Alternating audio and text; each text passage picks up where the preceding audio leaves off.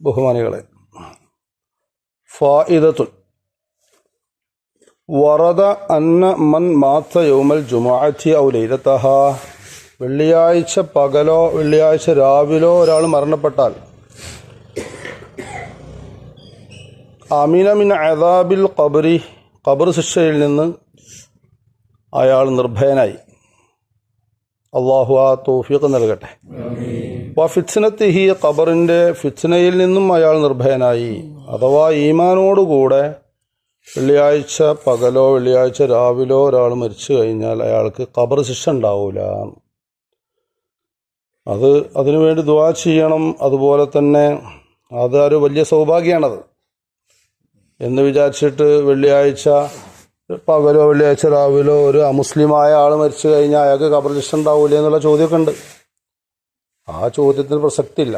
ഈമാനുള്ള ആളെ സംബന്ധിച്ചാണ് ഇപ്പോൾ ഈ പറഞ്ഞത്. മുഅ്മിനായും കൊണ്ട് മരണപ്പെട്ടാൽ വെള്ളിയാഴ്ച പകലും വെള്ളിയാഴ്ച രാവിലും വ്യാഴാഴ്ച അസറിൻ്റെ ശേഷം മഗ്രിബിൻ്റെ ശേഷം മരണപ്പെട്ടാൽ ഖബറിൻ്റെ ശിക്ഷ, ഖബറിൻ്റെ അദാബ്, ഫിത്നയൊന്നും ഉണ്ടാകൂല. സയ്യിദുനാ റസൂലുള്ളാഹി സ്വല്ലല്ലാഹു അലൈഹി വസല്ലം. വറദ അയ്ളൻ, വീണ്ടും വന്നിരിക്കുന്നു ഹദീസിൽ, മൻ ഖറഅ ഖുൽ ഹുവല്ലാഹു അഹദ് ഫീ മറളി മൗതിഹി, രോഗം, മരണരോഗം എന്നൊരു രോഗമുണ്ട്, അതിന് പിന്നെ മരുന്നില്ല എന്നാ. എന്നാലും രോഗം വന്നു കഴിഞ്ഞാൽ ചികിത്സിക്കണം കേട്ടോ. രണ്ട് ചികിത്സയും വേണം, ആത്മീയമായ ചികിത്സയും വേണം, ഭൗതികമായ ചികിത്സയും വേണം. പക്ഷേ ഏത് രോഗമാണ് മരണരോഗം നമുക്ക് അറിഞ്ഞുകൂടല്ലോ.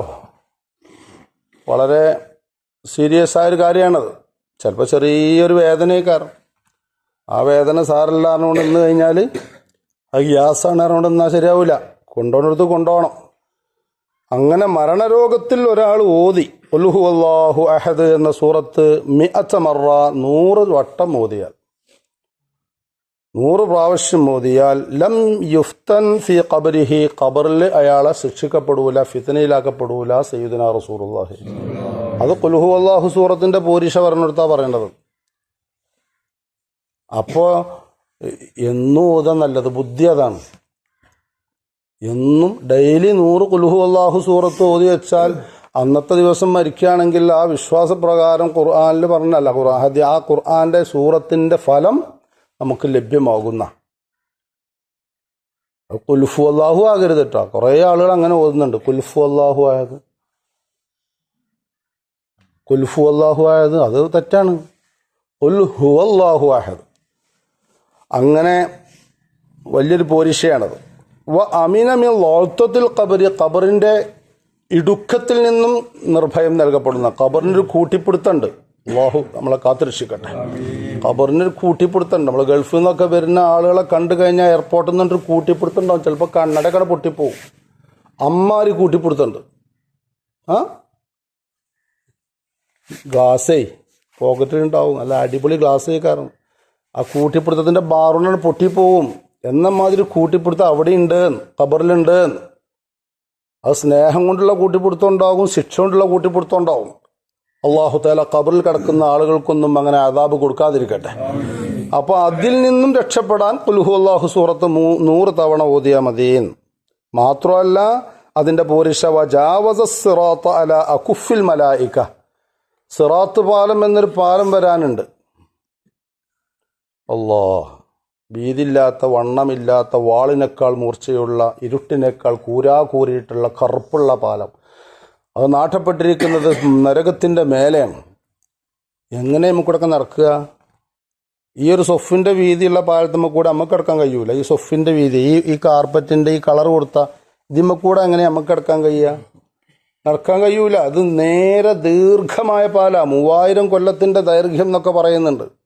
1000 കൊല്ലം ഇങ്ങനെ നേരെ കുത്തനെന്നാണ്, 1000 കൊല്ലം സ്ട്രൈറ്റാ, പിന്നത്തെ 1000 കൊല്ലം ഇങ്ങനെ ഇറക്കുക. അതെന്നെ വളുക്കണ സ്ഥലമുണ്ട് എന്നാണ് പറയുന്നത്. 2 സൈഡിനും മലക്കുകൾ ഇങ്ങനെ കാത്തുക്ക വലിച്ചിടാൻ. നരകത്തുക്ക ചാടുകയാണെങ്കിൽ അതാണ് നരകം കാണാതെ ഒരാൾ സ്വർഗത്ത് പോകില്ല അറിയണം. അതിൻ്റെ മേലെ കൂടി ഇടിമിന്നിൻ്റെ വേഗതയിൽ പ്രവേശിക്കുന്ന കാറ്റ് പോലെ പോകുന്ന ആളുകളുണ്ട് എന്നാ. അമ്പിയാക്കൾ, ഔലിയാക്കൾ, ശുഹദാക്കൾ, സ്വാലിഹീങ്ങൾ, പല കൂട്ടത്തിൽ അള്ളാഹു നമ്മളെ ചേർക്കട്ടെ. മെല്ലാണ്ട് കയറിപ്പോണെങ്കിലേ ആ പാലത്തുമ്മക്ക് പോകുമ്പോൾ മലക്കുകളുടെ കൈകളിലൂടെ സിറാത്ത് പാലം വിട്ടുകിടക്കും. ഖുൽ ഹുവല്ലാഹു സൂറത്ത് 100 തവണ ഓതിയാൽ എന്ന് ഹദീസിലുണ്ട് സയ്യിദുനാ റസൂലുള്ളാഹി. സൂറത്ത് ഫുസ്സിലത്തിൽ കാണാം, നഹ്നു ഔലിയാഉക്കും ഫിൽ ഹയാത്തി ദുനിയ വഫിൽ ആഖിറ, ഞങ്ങൾ ദുനിയാവിലും നിങ്ങളെ സഹായികളാണ്, ആഖിറത്തിലും നിങ്ങളെ സഹായികളാണ്. മലക്കുകളെ സംബന്ധിച്ചാണ് പറഞ്ഞത്. മലക്കുകൾ ഇവിടുന്ന് നമ്മളെ സഹായിക്കുന്നുണ്ട്.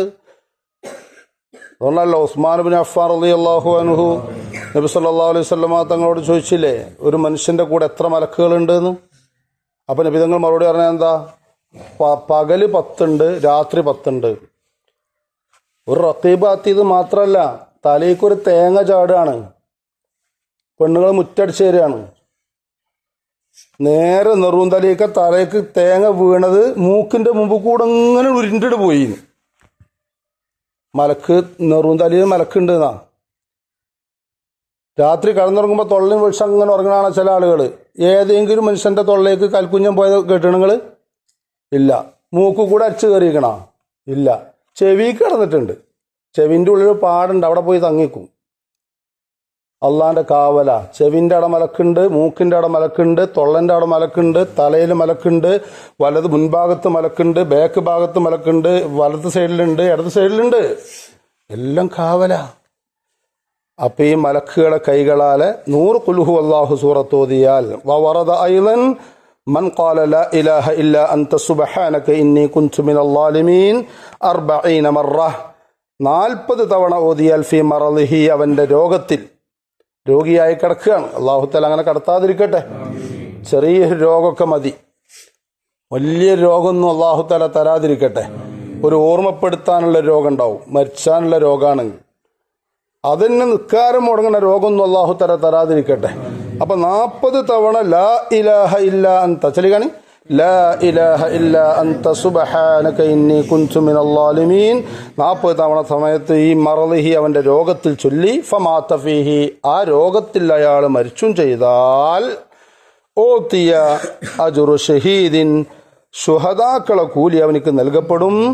വ ഇൻ ബരിഅ, ആ ചൊല്ലിയിട്ട് രോഗം മാറിയാലോ, ബരിഅ മഗ്ഫൂറൻ ലഹു, പാപങ്ങളൊക്കെ പൊറുക്കപ്പെട്ടവനായി അവൻ നീച്ചു പോരും ചെയ്യും.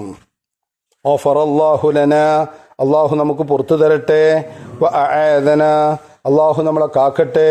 മിൻ അദാബിൽ ഖബർ, ഖബർ ശിക്ഷയിൽ നിന്നും, വ ഫിത്നതിഹി, ഖബറിന്റെ ഫിത്നയിൽ നിന്നും അള്ളാഹു നമ്മളെ കാത്ത് രക്ഷിക്കുമാറാവട്ടെ.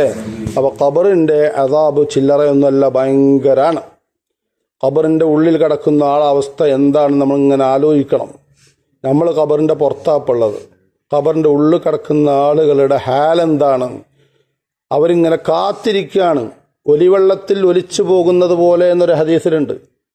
ഒഴുക്ക് വെള്ളത്തിൽ ഒലിച്ചു പോകുന്ന ആൾക്ക് ഒരു പിടിവള്ളി കിട്ടിയാൽ പിടിച്ചു തൂങ്ങി രക്ഷപ്പെടാൻ ആഗ്രഹിക്കും എന്ന പോലെ ഇവിടുന്നൊരു ദുആ, ഒരു ഫാത്തിഹ, ഒരു ഖുൽ ഹുവല്ലാഹ്, ഒരു യാസീൻ, എന്തെങ്കിലും കിട്ടുന്നുണ്ടോ നോക്കിക്കൊണ്ടിരിക്കുകയാണ് ആ ഖബറാളികൾ, അർവാഹുകൾ. അല്ലാഹു സുബ്ഹാനഹു വ തആല പ്രഭാത സമയത്തുള്ള നമ്മളെ നിത്യേനയുള്ള ഇതിന്റെ ഫലം കൊണ്ട് നമ്മളെ ഖബറിലേക്ക് പോയ ഉപ്പാക്കും ഉമ്മാക്കും വല്ലിപ്പാക്കും വല്യമ്മമാർക്കും അമ്മോശനമ്മായ്മ കൂട്ടുകുടുംബാദികൾ സഹോദരന്മാർ സുഹൃത്തുക്കൾ ഭാര്യമാർ ആരൊക്കെയാണോ ഖബറിലുള്ളതെങ്കിൽ അവർക്കൊക്കെ നീ മഗ്ഫിറത്ത് നൽകണേ അല്ലാ.